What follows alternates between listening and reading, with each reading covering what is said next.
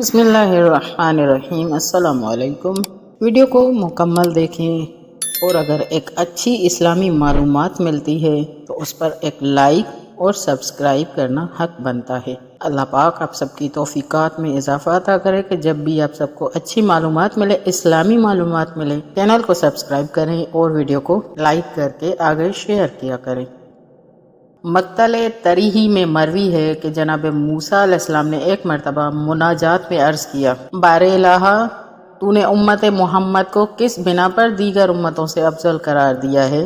ذات احدیت نے یہ جواب دیا کہ امت محمد کے پاس 10 ایسی خصوصیات ہوں گی جو اور کسی نبی کی امت میں نہیں ہیں۔ جناب موسیٰ نے عرض کیا، وہ 10 خصوصیات کون سی ہیں؟ ذات احدیت نے فرمایا، نماز، زکوٰۃ، روزہ، حج، جہاد، جمعہ یعنی کہ نماز جمعہ، جماعت نماز جماعت کے ساتھ پڑھنا، قرآن، علم اور 10واں عاشور۔ جناب موسیٰ علیہ السلام نے عرض کیا، بار الہ، دوسری 9 چیزوں سے تو میں متعارف ہوں، لیکن یہ عاشور کیا ہے؟ ذات احدیت نے فرمایا، عاشور سبط محمد پر رونا اور رلانا، فرزند مصطفیٰ کے غم میں نوحہ اور ماتم کرنا ہے۔ اے موسیٰ، اس زمانے میں میرے بندوں میں سے جس نے بھی ذریت محمد کے غم میں سوگ منایا، صف ماتم بچھائی اور نوحہ و بکا کیا، میں اسے بلا حساب جنت میں داخل کروں گا۔ موسیٰ، امت محمد میں سے جس نے فرزند مصطفیٰ کے غم میں کسی کو کھانا کھلایا یا مراسم عزا میں 1 درہم خرچ کیا، میں دنیا میں اس کے مال میں 70 گنا برکت دوں گا، بلا حساب داخل جنت کروں گا اور اس کے تمام گناہ معاف کر دوں گا۔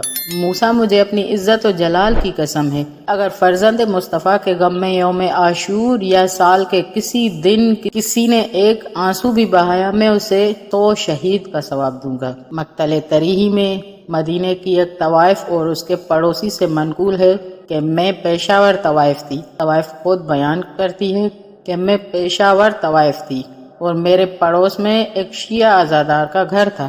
عزادار کے مکان میں بالعموم صف ماتم کا انتظام رہتا تھا۔ گرمی کے موسم میں ایک ایسا ہی دن تھا، صف ماتم بچھی تھی، باہر سے آئے ہوئے چند شعراء ذاکر مصائب پڑھ رہے تھے۔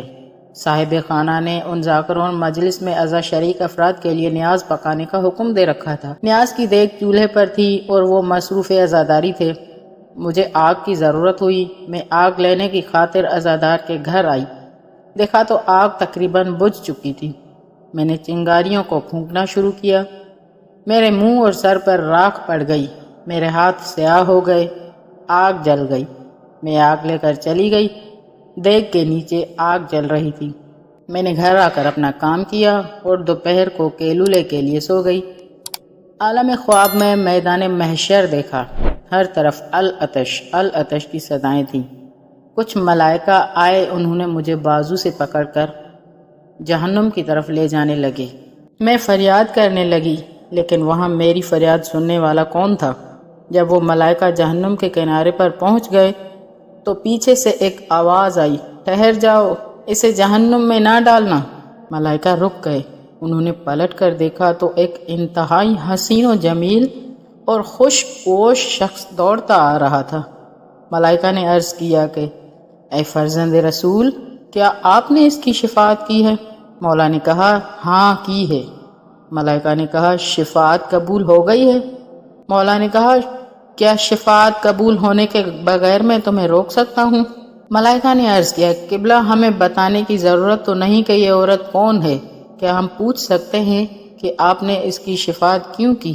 اس نے کہا، تم اس کے ہاتھ دیکھو، راکھ سے سیاہ ہیں، اس کا سر دیکھو، راکھ سے اٹا ہوا ہے، اور اس کا چہرہ دیکھو، راکھ سے آلود ہے۔ ملائکہ نے عرض کیا، قبلہ یہ سب کچھ تو ہے، لیکن اس کا اس کی شفاعت سے کیا تعلق ہے؟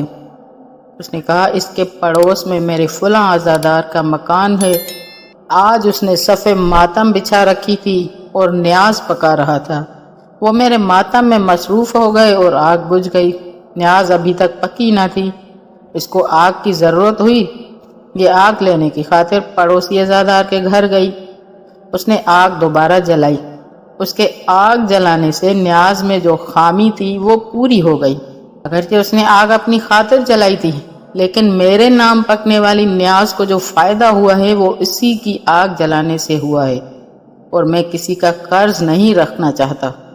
یہ سن کر ملائکہ نے مجھے چھوڑ دیا۔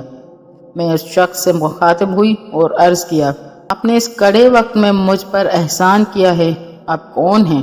اس نے کہا، میں کشتہ حضرت علی و زہرا کا فرزند حسین ہوں۔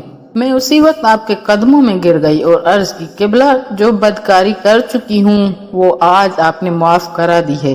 آج کے بعد میں بدکاری سے توبہ کرتی ہوں، کیونکہ آپ جیسے کریم کی زیارت کے بعد کسی بدمعاش سے بات کرنا بھی میری توہین ہوگی۔ میں نیند سے بیدار ہوئی، دیکھا تو ابھی تک مجلس عزا بحال تھی۔ میں فوراً وہاں آئی اور ان سوگواروں کو تمام واقعہ سنایا۔ گریا و نوحہ اور بکا ہو گیا۔ پھر میں نے ان تمام کے سامنے اپنے جرم بدکاری سے توبہ کی۔ مولا حسین اپنے تمام عزاداروں کو گناہ صغیرہ سے بھی بچا کر اپنی حفاظت میں رکھے۔ الہی آمین والسلام۔